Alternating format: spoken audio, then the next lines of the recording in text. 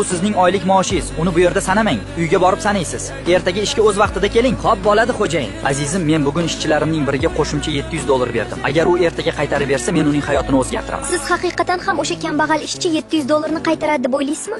U sodiqlik sinovi deb ataladigan ahmoqona narsaga $700 sarflashga tayyor bo'ladi. Lekin men nimadir xarid qilmoqchi bo'lsam o'ylanadi.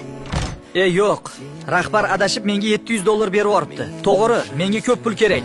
Lekin bu mening pulim emas. Bu pullarni qaytarishim kerak. Menga tegishli bo'lmagan narsani saqlab qolsam, vijdonim qiynaladi. Menga ortiqcha yuk kerak emas.